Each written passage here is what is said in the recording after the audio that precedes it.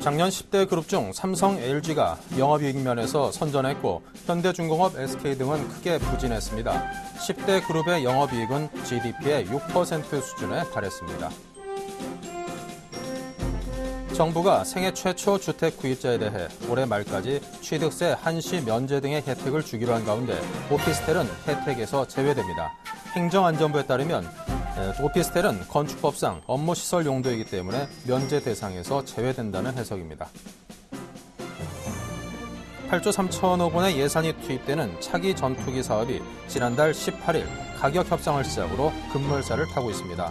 F-15S, 유로파이터, F-35 등 3개 기종이 치열한 경쟁을 벌이고 있습니다.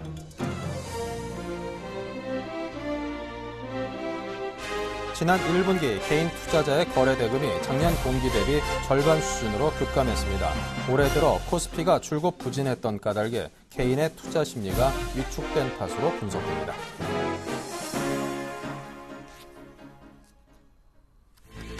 네, 시청자 여러분 안녕하십니까. 오늘장 내일장 진행을 맡은 임동서입니다. 4월 3일 수요일 순서 시작하겠습니다. 자, 먼저 오늘 현재 어떤 흐름을 보이고 있는지 간략하게 정리를 해드리고 본격적으로 1부 시작하겠습니다. 시장 상황 보겠습니다.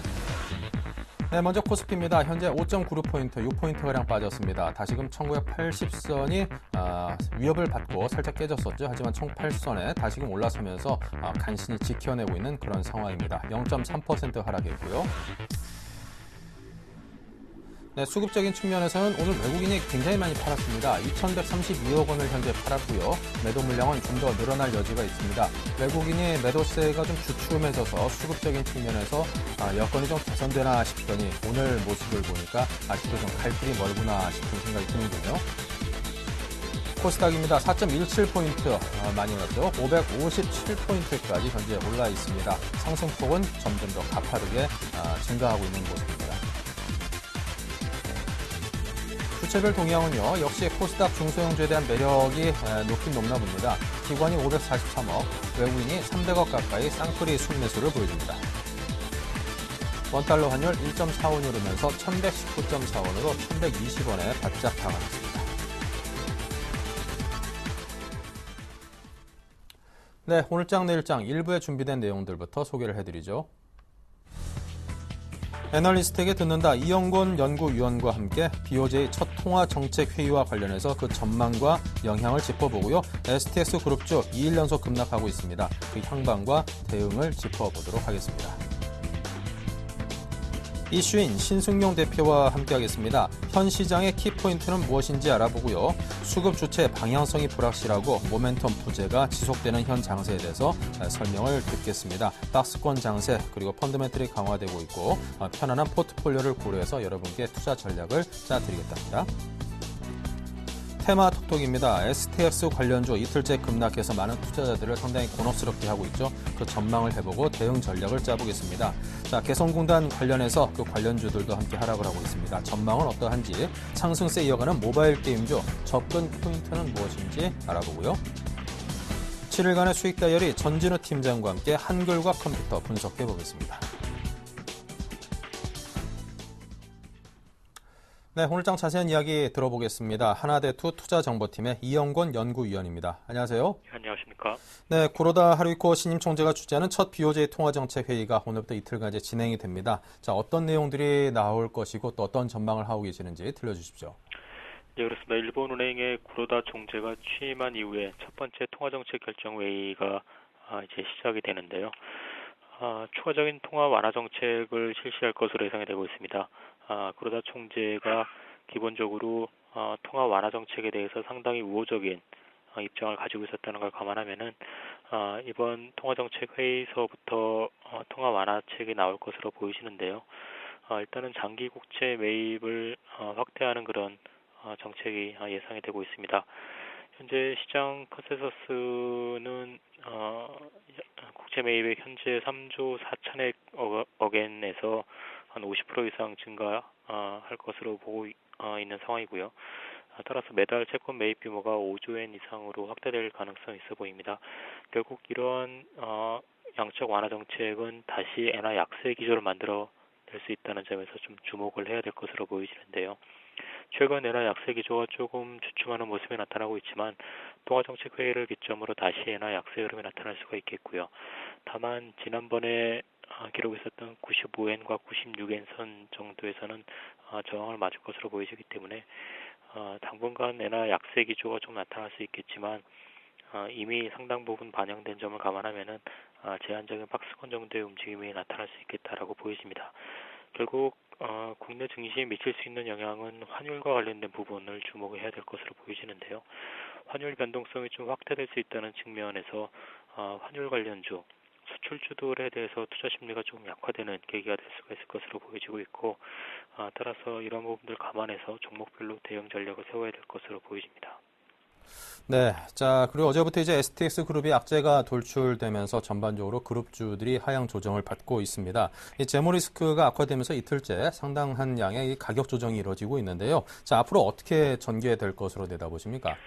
일단 STX 그룹 관련 종목들은 주가 약세 흐름이 조금 더 이어질 가능성이 있다라고 볼 수가 있겠는데요.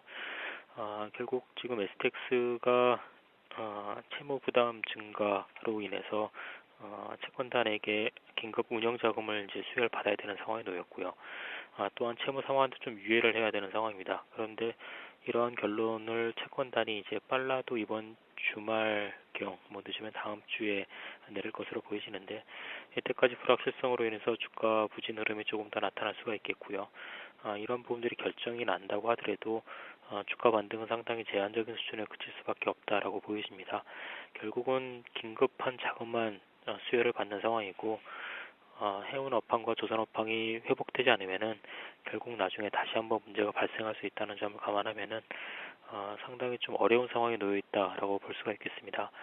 STX 그룹 주들의 약세로 인해서 한계 기업의 투자 심리가 좀 약화되는 모습이 나타나고 있는데요. 재무 구조가 좀 부실하거나 업황이 안 좋은 기업들도 어제 오늘 좀 약세 흐름을 나타내고 있습니다. 역시 은행주들도 같이 타격을 받을 것이라는 것 때문에 어제 국내 증시가 좀 더 하락하는 요인이 됐었는데 다만 이제 이런 부분들 단기적으로 좀 심리에 악영향을 미칠 수가 있겠지만 여타 한계 기업으로 폭넓게 확산될 가능성은 크지 않은 것으로 보이십니다. 전체적으로 신용 경색 상태에 놓여져 있는 것이 아니기 때문에 일부 기업 부분들에서 문제가 봉합될 것으로 보여지고 있고요.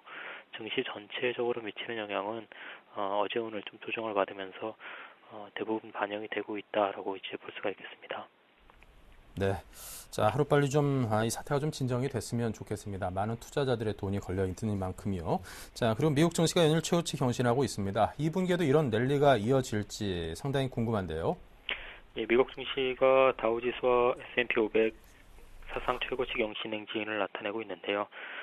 상당히 좋은 흐름을 보여주고 있습니다. 유럽과 같은 재정 위기에 대한 불안감이 없는 상황이고요. 일단 경기 회복 시그널 자체가 뚜렷하게 나타나고 있다는 점이 투자 심리를 호전시키고 있고 또 한 가지는 양적 완화 지속에 따른 유동성 공급 부분들을 들 수가 있겠습니다. 일단 2분기 경기 지표와 기업 실적 부분들을 조금 더 확인을 해봐야 될 것으로 보이고 있지만 전체적으로 상승 기조는 더 유지가 될 수 있을 것으로 보이십니다. 일단 유동성 문제는 2분기까지는 문제가 없을 것으로 보여지고 있고요. 양적 완화 지속으로 인해서 유동성이 계속 보강되는 가운데 경기 회복 기대감도 계속 이어질 것으로 보여집니다. 다만 그동안 좀 급하게 올라왔었다는 걸 감안하면은 매물을 소화하는 과정은 좀 필요할 것으로 보이십니다. 하지만 전체적인 기조 자체는 나쁘지 않다라고 이제 봐야 될 것 같습니다. 네.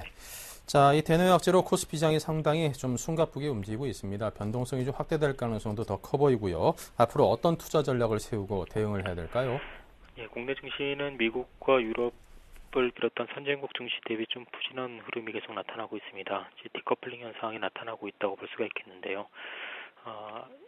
상대적으로 조금 더 불리한 입장에 놓여 있는 것은 맞습니다. 환율과 관련된 부분들도 그렇고요. 지정 확정 리스크도 역시 그렇기 때문에 선진국 대비 조금 더 부진한 흐름을 나타낼 수는 있겠지만 결국은 추세 자체, 흐름 자체는 이제 같은 길을 갈 것으로 이제 판단을 하고 있습니다. 따라서 벌어졌었던 수익률도 점차 격차를 좁힐 것으로 예상이 되고 있습니다.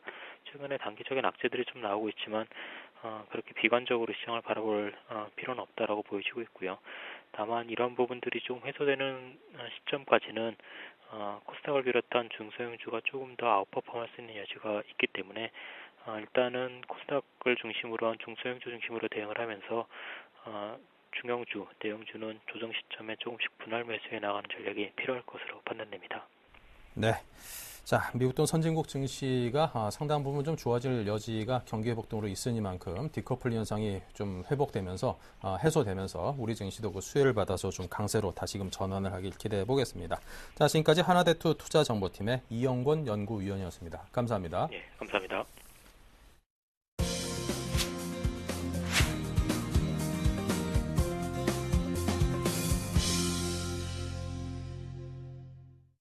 네, 지금부터 알바트로스 투자자문의 신승용 대표를 연결해서 현 시장의 이슈를 알아보고 그에 따른 전략을 함께 세워보겠습니다. 안녕하십니까? 네, 안녕하십니까?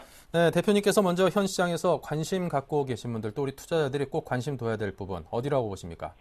지금 현재 상황은 모멘텀이 부재한 상황. 다시 말씀을 드리면 방향성이 부재한 그런 상황들 다소간에 좀 혼조 양상이 진행되고 있다. 좀 아쉬운 점이 있다면 아무래도 좀 자신 있는 배팅이 안 나오고 있다라는 그런 점이 되겠습니다. 이런 점들 큰 그림에서 좀 생각을 해본다면 첫 번째가 아무래도 모멘텀이 없는 그런 상황이다라고 다시 한번 말씀을 드릴 수 있을 것 같고요. 두 번째는 악재와 호재가 공존하는 그런 시장이 되겠습니다. 하지만 분명한 부분은 악재와 호재가 차별화되는 시장이 전개가 되고 있다라는 것. 그리고 마지막으로 좀 챙겨봐야 될 부분은 아무래도 1분기 실적 시즌이 임박하고 있다라는 것. 따라서 1분기 실적 시즌 이런 부분들은 결국은 지금 현재 우리 시장 내 가장 큰 악재로 대두되고 있는 STX 그룹을 비롯한 전반적인 그 좀 재정 상태가 안 좋은 기업들에 대한 재무 리스크 부분이 오히려 부각되는 그런 상황으로 나타날 수 있다라는 점. 이런 크게 한 3가지 정도로 정리가 될 수 있을 것 같네요. 네. 자, 먼저 모멘텀이 부재한 상황이 지속되고 있다 이런 말씀을 해주셨는데요. 그 원인을 어디에서 찾아야겠습니까? 일단 방향성이 없는 시장이 나오고 있는 가장 큰 배경, 지금 현재 1분기 실적에 대한 기대감이 그 어느 정도 좀 많이 하락하고 있다, 둔화되고 있다라는 쪽으로 표현하는 것이 바람직하지 않나 이렇게 좀 생각이 됩니다.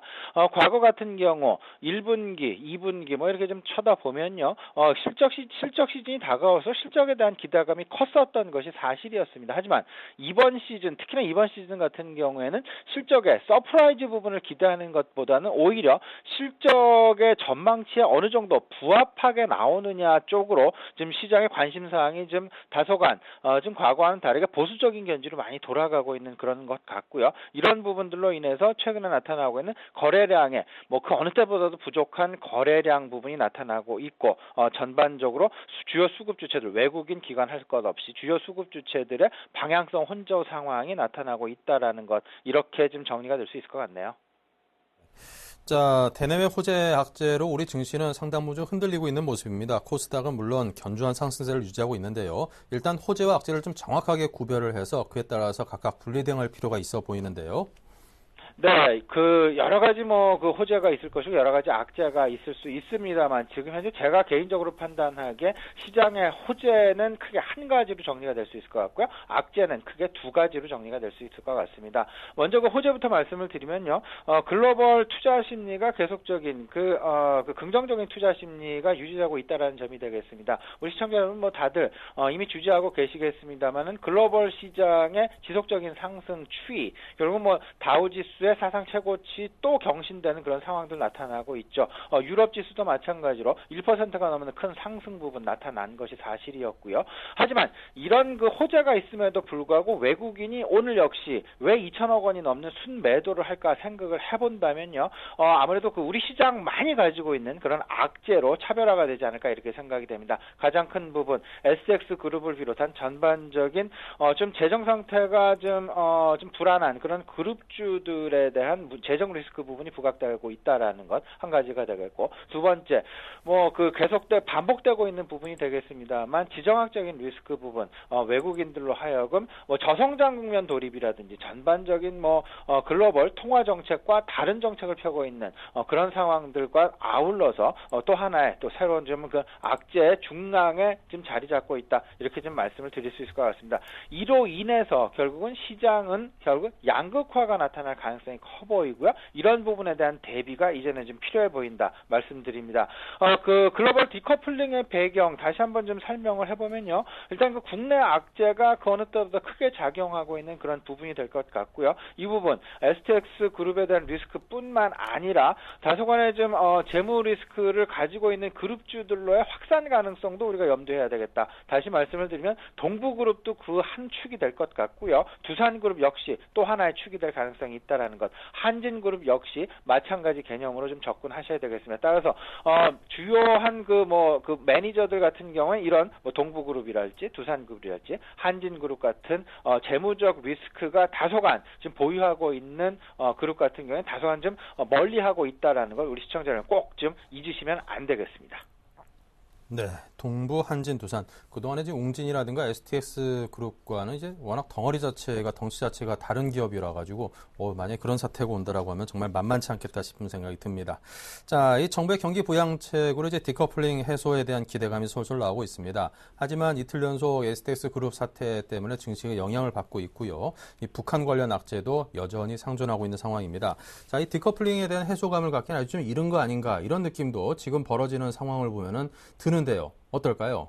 네, 우리 이만카와 말씀하신 것과 그대로인 것 같습니다. 아직까지 좀 그 디커플링이 해소되기엔 조금은 더 시간이 좀 필요한, 그리고 외국인들로 하여금 우리 시장을 믿게 만드는 신뢰 회복이 그 어느 때보다 중요하다. 그 신뢰 중앙에는 아무래도 지금 신정부 출범 이후에 새로운 경기 부양책도 물론 나왔습니다만 시장의 반응이 그다지 이렇게 호의적으로 지금 반응을 하고 있지 않은 그런 상황인 것 같고요. 더 나아가서는 글로벌 공조화가 지금 우리 시장과 아직 이루어지고 있지 않다라는 것.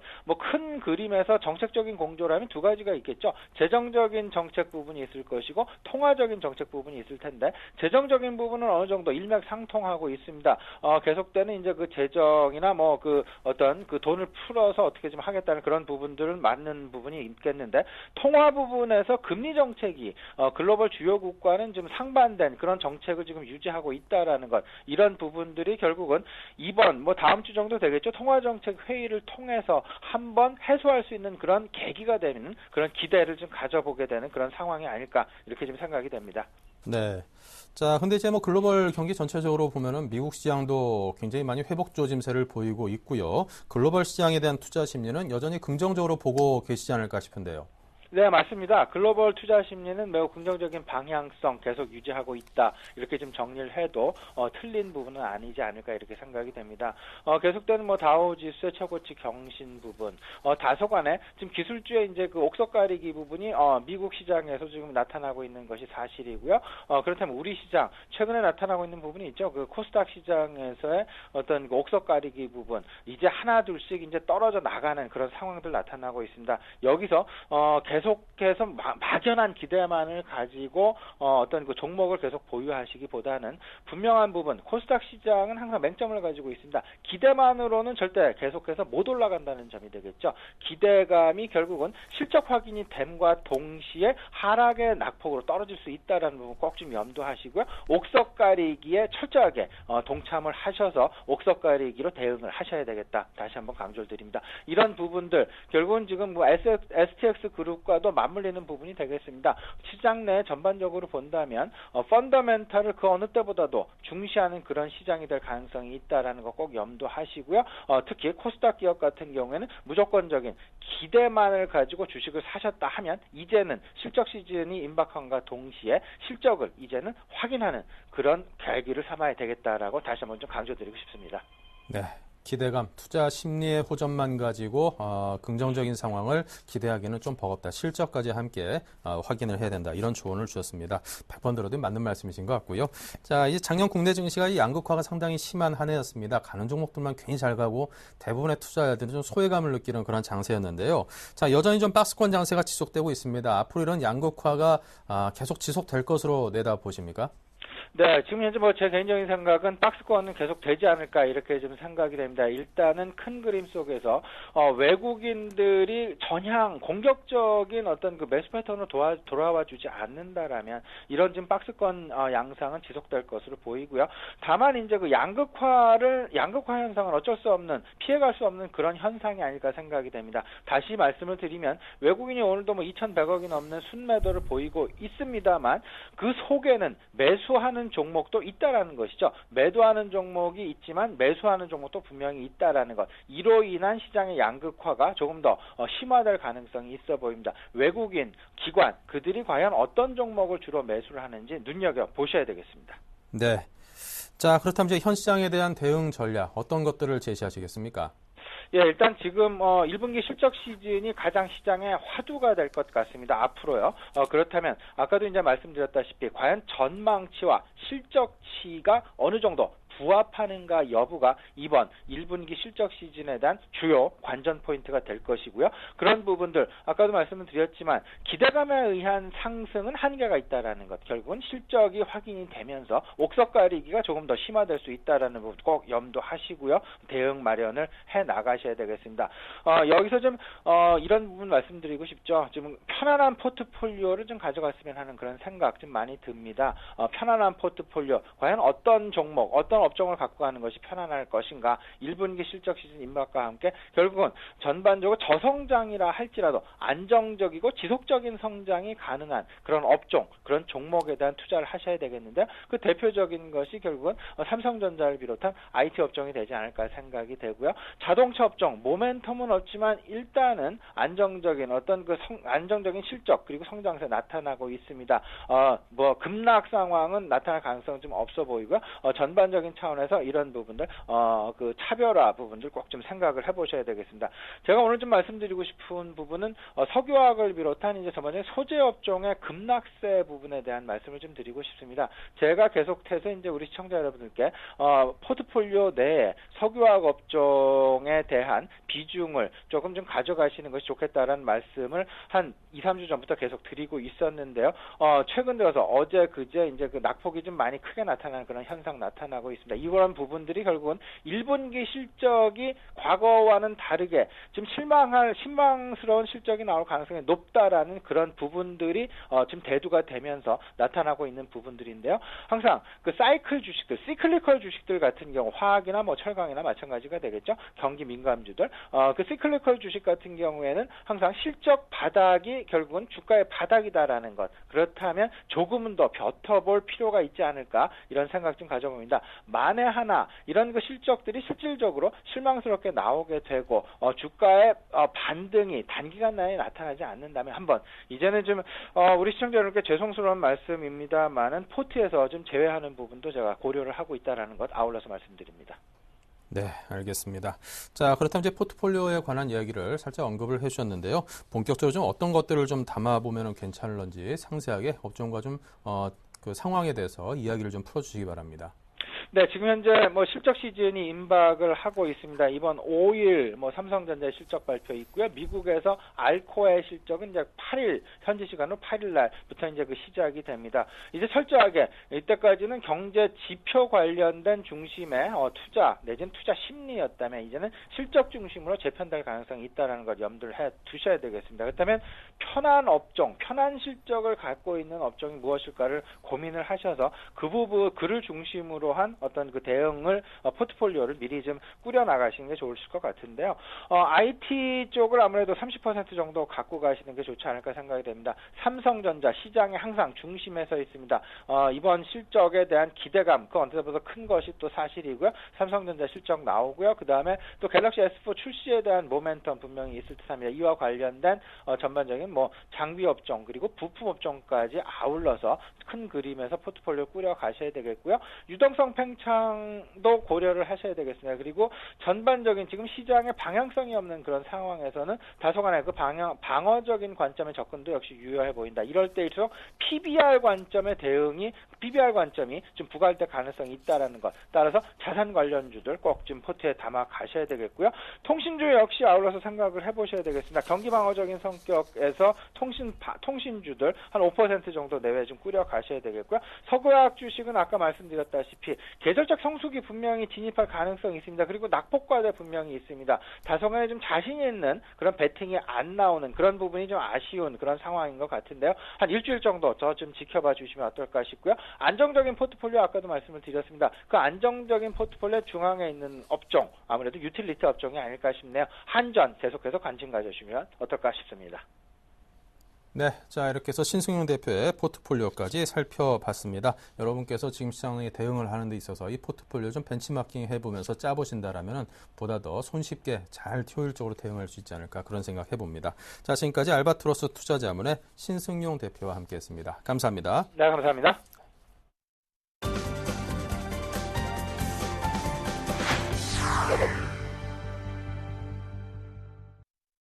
네, 테마주를 알아보는 시간 테마 톡톡입니다. 먼저 오늘은 어떤 관심을 받고 있는 테마들이 있는지 살펴보겠습니다.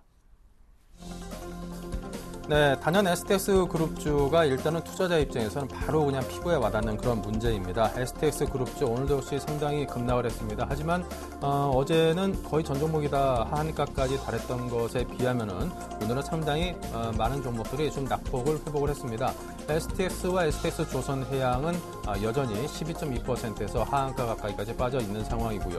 STX 엔진도 STX 조선해양과 직결됐다는 사업 구조 때문에 역시 10% 이상의 하락을 보이고 있습니다. STX 중공업 7.6%로 어제 낙폭의 절반에 그쳤고요. STX 페노션은 아무래도 상황이 지금 제3자 매각이 이번에 좀 실패로 돌아가고 결국에는 산업은행으로 오너십이 넘어가지 않겠는가라는 기대감이 작용해서인지 보다 좀 투자자들이 든든하게 여기는 것 같습니다. 0.74% 부합으로 돌아섰고요. 장중에는 플러스권으로 일시 바뀌기도 했습니다. 그와 관련된 은행주들도 오늘은 우리금융 0.41% 하락에 그쳤습니다. 개성공단 관련주, 지금 북한 리스크와 관련해서 상당히 좀 관심을 끌고 있죠. 개성공단 출입국에 대해서 북한이 어떤 제재를 한 해 만에 하면서 실질적인 좀 액션이 나오고 있으면서 영향을 받고 있습니다. 하지만 그 폭은 지금 현재 그다지 크지 않고요. 로만손이 2.4% 하락이고 대부분의 종목들이 1% 내외의 그런 비교적 크지 않은 낙폭을 보이고 있습니다. 다음은 요즘 들어서 여전히 잘 나가고 있는 모바일 게임주입니다. 컴투스가 1.8%, 게임빌이 2.45% 상승을 했고요. JC가 3% 상승으로 가장 많이 올라 있습니다. 전반적으로 상승세가 아주 크진 않습니다만 꾸준히 계속 오른다는 게 저력이 느껴집니다. 네, 그러면 오늘 상당히 좀 급락하고 있는 STX 그룹주에 대한 상황부터 알아보겠습니다. 텐스탁의 김선윤 대표입니다. 안녕하세요. 네, 안녕하세요. 네, STX 그룹의 신용 등급이 좀 하향 조정됐습니다. 트리플 B 플러스에서 트리플 B 마이너스로 빠졌던 것 같은데요. 재무적인 리스크가 상당 부분 확대되고 있는 양상입니다. 자, 이 관련 시의 분석과 테마주 현재 어떤 상황인지 분석해 주십시오. 네, 그렇습니다. 어제 같은 경우에는 이제 전 종목들이 거의 대부분 하한가를 좀 가는 흐름이 좀 보여줬었고, 오늘 오전장에도 몇 개 종목을 제외하고서는 전부 하한가 흐름을 좀 보여줬습니다. 자, 문제는 이건 것 같아요. 최근 들어서 이 STX 그룹 자체가 가지고 있는 업종들 대부분이 작년 글로벌 시장에 대비해서 너무나도 안 좋았던 업종들을 다 이제 보유하다 보니까 당연히 그 영향 자체가 고스란히 들어온 것 같습니다. 자, 그래서 STX 그룹주 오늘 기관들의 매도세 현재 시간으로 봤을 때도 STX 페노션 같은 경우에는 기관들이 지금 70만 주 이상의 매도세를 좀 보이는 것으로 파악이 되고 있고요. 그다음에 STX 조선해양 같은 경우도 30만 주 기관들의 매도세가 나와주고 있고, STX 엔진도 한 9만 주 이상, STX도 한 16만 주 이상의 매도세가 기관들을 중심으로 해서 나와주고 있습니다.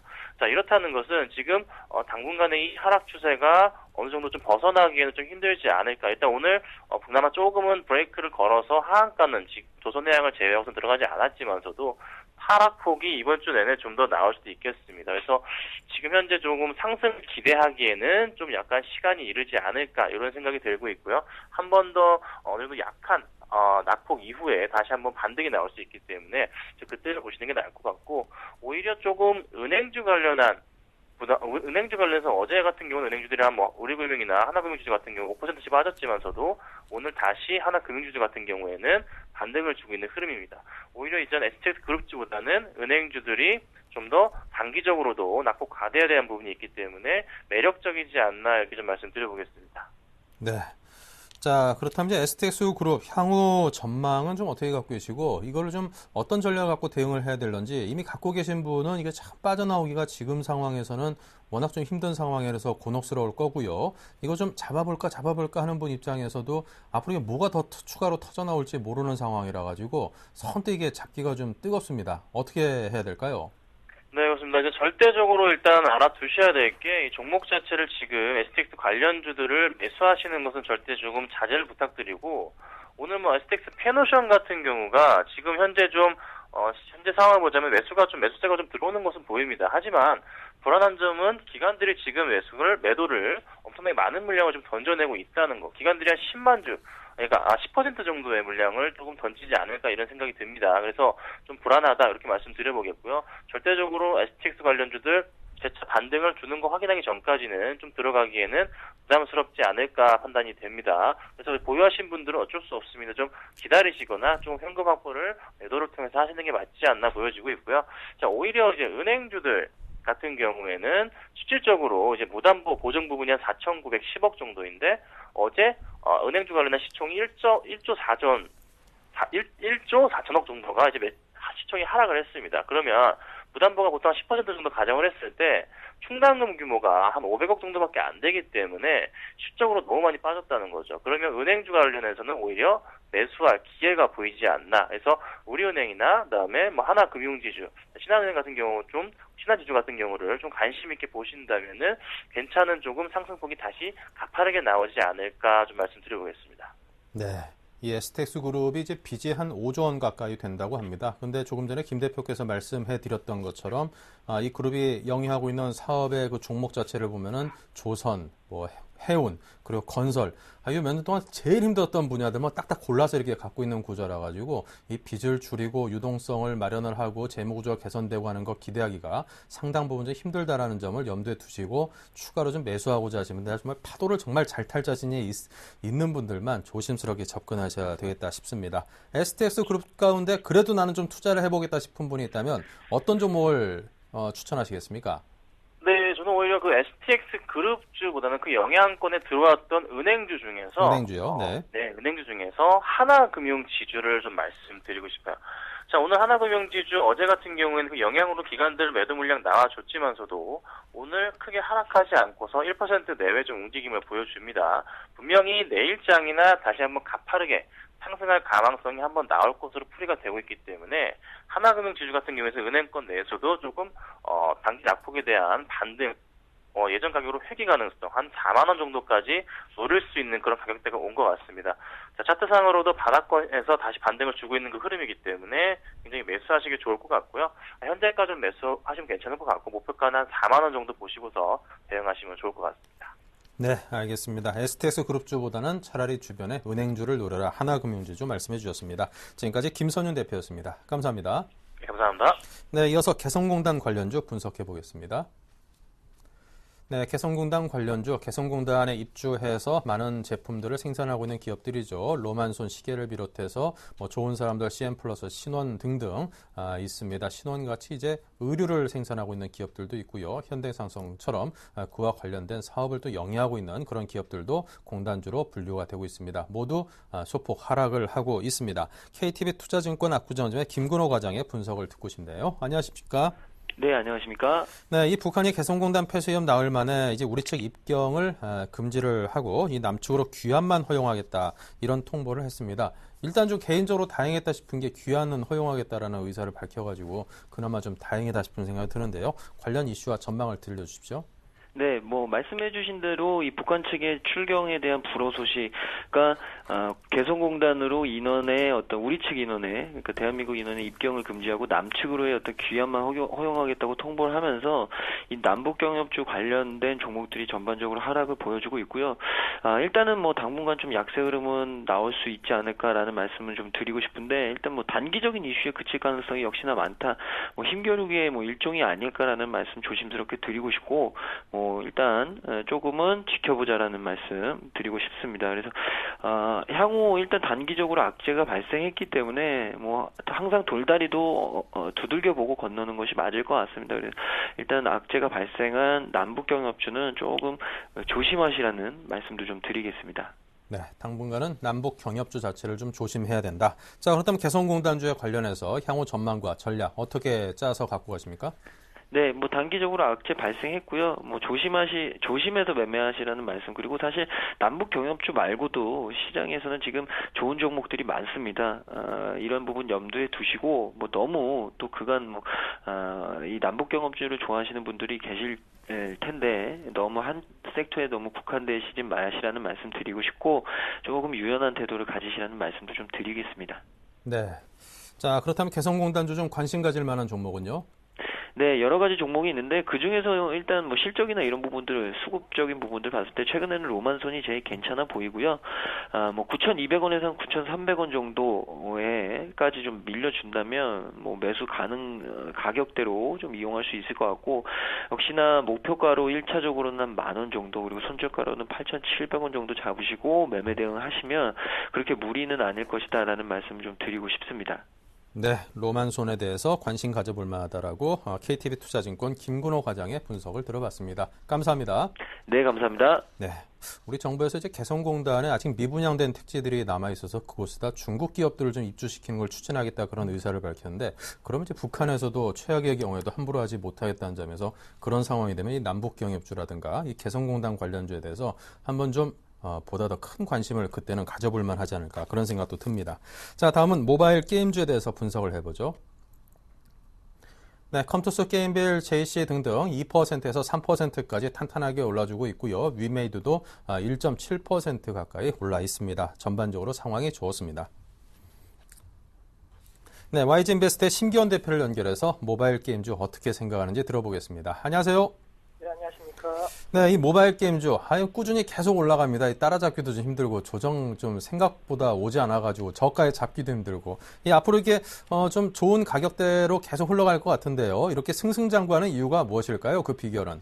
네, 우선은 가장 중요한 것이 역시나 신작 게임 기대감이 작용하고 있지 않나라고 말씀드릴 수가 있겠습니다. 그동안 모멘텀이 약간은 좀 부족했기 때문에 우려감도 커졌지만은 이제 이번 본격적으로 각 업체들의 신작 게임이 이제 출시가 되면서 아무래도 다시 한번 실적 개선 기대감이 현재 작용하고 있다라고 정리해드릴 수가 있겠고, 또 전체적으로 시장 상황이 그렇게 썩 좋은 상황은 아닙니다. 대형주 중심 장세 흐름이 아닌 약간은 코스닥 중심 장세 흐름이 이어지면서 최근에 다시 한번 이 게임 관련, 특히나 놀자주, 엔터주 중심으로 해서 투자 심리가 상승이 되고 있기 때문에 전체적인 시장에 대한 영향력도 물론 있겠지만은 전체적으로 지금 게임 관련된 업종군에 대한 관심도가 집중이 되고 있기 때문에 오늘과 같은, 또 최근과 같은 상승 랠리가 나오는 것이 아닌가라고 정리해드리도록 하겠습니다. 네. 자, 그러면 앞으로도 이제 추세적으로 계속 상승할 수 있을지 향후 전망을 어떻게 잡고 계시고 어떤 전략을 세우고 계시는지요? 네, 우선은 국내 시장에 있어서의 성장성은 이미 주가에 어느 정도 반영이 됐다라고 좀 정리해 드릴 수가 있는 게, 워낙 그동안 채권에서 많이 빠지긴 했지만은 과거 저점 대비해서는 상당히 많은 상승 랠리가 이어졌습니다. 따라서 스마트 기기 관련된 부분에 있어서의 성장성은 주가에 어느 정도 이미 반영이 되었다는 측면에 있어서는 한 번쯤은 조금은 리스크 관리가 필요하다라고 정리해 드릴 수가 있고, 하지만 새로운 모멘텀이 좀 발생될 가능성도 상당히 높다라고 정리해 드리는 게, 아무래도 이제 중국 쪽에서의 기대감이 많이 높아지고 있습니다. 과거 국내 업체들, 특히나 온라인 게임 관련된 업체분들의 대세 성장이라든가 그리고 큰 폭의 상승 랠리가 이루어질 수 있었던 것이 중국의 PC방 관련된 부분에 있어서 온라인 게임 관련된 국내 게임들에 대한 인기도가 상당히 높아짐에 따라 갖고 우리나라 국내 게임 시장이 상당히 좀 커지는 모습 보이는데, 그러한 분위기가 최근에 있어서도 중국에서 현재 나타날 수 있다라는 거, 컴투스라든가 게임 같은 종목분들 이미 중국 진출이 어느 정도 이루어졌기 때문에 그러한 부분이 정말로 실적이 가셔야된다라고 한다면은 제2차적인 대세 상승에 대한 기대감도 나타날 수 있을 것으로 판단되고 있습니다. 따라서 크게 놓고 본다라고 한다면은 게임 관련된 업종구들도 이제는 해외 쪽으로 눈을 돌리시는 전략 필요하다라고 정리해드릴 수가 있겠고, 좀 더 내수적으로 좀 집중을 해주신다라고 한다면은 앞서 언급해드렸던 대로 2분기 신게임 출시 기대감이 상당히 많이 지금 나올 것으로 예상이 되고 있습니다. 대표 종목이라고 할 수 있는 컴퓨터수는 15개 정도, 그리고 게임기 같은 경우에는 30여 개의 신작 게임이 출시가 예정이 되어 있는데, 그만큼 신작 게임이 나온다라고 한다면은 새로운 수요층 창출이 가능할 수 있다라는 기대감이 결국에 줄 것으로 판단되고 있기 때문에 장기적인 테마 가능성은 어느 정도 높아질 수 있을 것으로 판단되고 있고, 뭐 다들 아시겠지만 이제 카카오톡 관련된 부분, 그리고 NH9 관련된 부분에 있어서 이 게임을 좀 더 편하게, 그리고 좀 더 쉽게 활용할 수 있는 그런 여러 가지 모바일 메신저들이 계속적으로 성황을 이루고 있습니다. 따라서 접근성 자체가 좋아지고 있는 이 게임 관련된 업종군들, 이런 메신저 열풍이 계속적으로 이루어짐에 따라 갖고 전반적으로 접근성이 용이해지는 일을 판단해 보신다라고 한다면은 게임 관련된 산업군에 대한 단기 투자 전략이 나올 수 있을 것으로 판단되고 있고, 게임 관련된 업종군에서만 국한하지 마시고 전체적으로 이 게임 관련된 연관성이 높은 모바일 결제 관련된 이런 종목군까지도 파생적으로 생각하신다라고 한다면은 좋은 투자 키포인트 섹터가 되지 않을까라고 정리드리도록 하겠습니다. 네, 자 그렇다면 모바일 게임주들 전반적으로 다들 잘 나가고 있는데요. 그중 어떤 종목에 집중을 해볼까요? 네, 우선은 컴퓨터 게임비, JC, 위메이드, F소프트 같은 종목군들 많이 관심을 가지실 텐데, 개인적으로 봤을 땐 게임들에 관심 가지시는 전략 필요하다라고 말씀을 드리는 게, 최근에 여러 가지 신작 게임 모멘텀이 있지만 무엇보다도 스포츠, 특히나 야구와 관련된 게임에 있어서 게임들이 상당히 지금 기대감이 많이 높아지고 있습니다. 오늘 같은 경우에도 미국 메이저리그를 비롯해갖고 최근에 프로야구 출범에 따른 역시나 지금 시점 모멘텀이 가장 강한 이 스포츠 관련된 종목들에 대해서 게임들이 좀 압도적으로 어느 정도 이루어질 가능성이 있을 것으로 판단되고 있고, 수급적인 측면 전체적으로 게임 업종 이 기관의 매수세가 눈에 띄는데, 게임들 같은 경우에는 기관뿐만이 아니고 외국인까지도 현재 시점 강한 매수세 보이고 있다는 측면을 놓고 보신다고 한다면은 게임들 현재 시점 매수하셔갖고 12만 원대 목표 주가 설정하신다고 한다면 큰 무리 없지 않을까라고 정리해드리도록 하겠습니다. 네, 자 이렇게 해서 게임빌에 대해서 종목에 대한 접근 가능 종목으로 선정해서 들어봤습니다. 자 지금까지 YG인베스트의 심기원 대표였습니다. 감사합니다. 감사합니다. 네, 자 이렇게 해서 오늘 STS그룹주, 개성공단주, 모바일 게임주 이 세 테마에 대해서 들어봤습니다.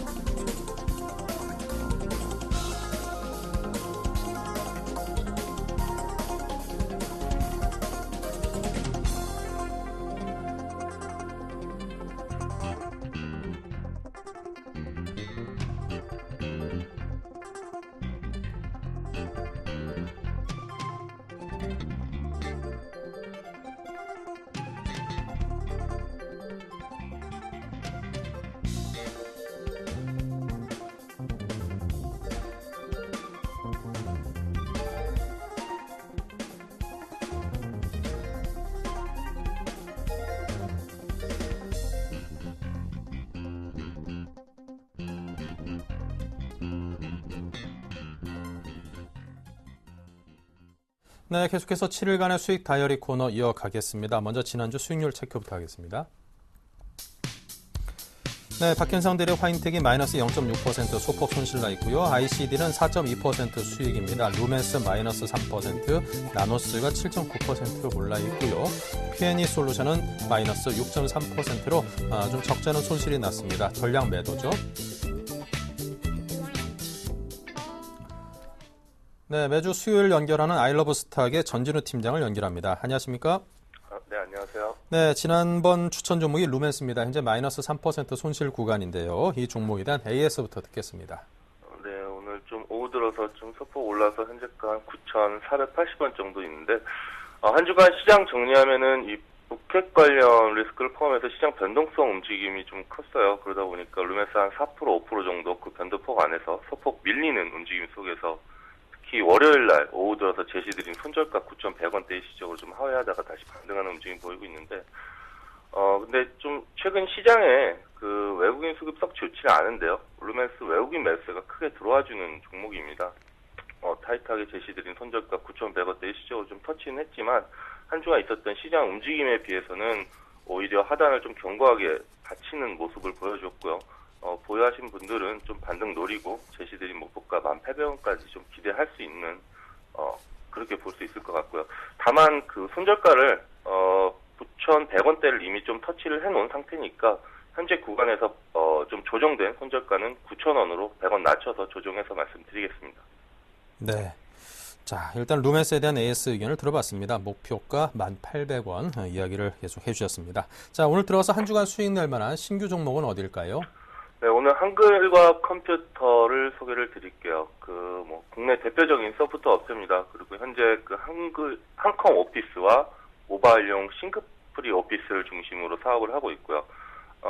참고로 국내 오피스 소프트웨어 시장은 그 마이크로소프트랑 한글 컴퓨터가 한 8대2 정도로 양분을 하고 있습니다. 지난해랑 올해 조금 호실적이 되는 이유는 최근에 그 스마트폰 보급 확대나 그리고 태블릿 PC 증가로 인해서 그 싱크프리 오피스 매출이 지속적으로 좀 증가하는 부분이 있고요. 특히 이 공공기관이나 교육 그리고 기업, 민간 좀 매출처를 또 다변화시키고 있고, 특히 이 공공 부분에서는 단가가 좀 상승하는 부분이 있고, 또 민간 부분에서는 불법 소프트웨어 사용이 좀 하락하는 점도 이 회사의 매출액에 좀 긍정적으로 작용할 것으로 보이고, 그리고 한 가지 더해서 올해 좀 출시 예정인 한컴 오피스 13 출시 예정인데요. 그 오피스 소프트웨어 사업 특성상 이 경기에 크게 민감하게 영향을 받지 않고 있기 때문에 추후에 어떤 단가나 정품 소프트웨어 이용에 따른 그 수혜가 지속적으로 기대가 되고 있습니다. 오늘 현재가 부분에서 그 국내 소프트웨어나 요 모바일 업종 평균 PER이 한 16배 정도 돼요. 근데 현재 한글과 컴퓨터 한 13배 정도에 달하고 있거든요. 그래서 상대적으로 좀 낮은 수치에 있고, 기술적인 움직임 좀 보시면은 지난 연말 이후에 18,000원에서 한 21,000원대 좀 박스권 움직임 보이고 있었는데, 반복적으로 18,000원대 좀 지지받는 구간이었어요. 그래서 중장기적인 목표가로는 한 25,000원대 바라보고 현재 구간에 접근을 하고요. 단기 목표가로는 요 박스권 구간인 28,000원, 하단 부분이 28,000원 제시하고, 손절가로는 이탈하는 17,700원으로 말씀드리겠습니다. 네, 한글과 컴퓨터 신규 추천 종목으로 오늘 종가 매수 28,000원 목표가 17,700원 손절가 제시를 해주셨습니다. 수익 많이 올리기를 한번 기대를 해보겠습니다. 지금까지 전진우 팀장이었습니다. 감사합니다. 네, 감사합니다. 네, 자, 그리고 어제 연결했던 JB식당의 이전복 대표를 연결해 보겠습니다. 또다시 수익이 상당히 많이 나 있는데요. 안녕하세요. 네, 안녕하세요. 네, ICD 이 종목에 대한 이야기부터 듣겠습니다. 네, 최근에 이제 계속해서 종목들이 괜찮아서 정말 개인적으로 기분이 좋은데요. 네, 저도 감사드립니다. 예. 네네.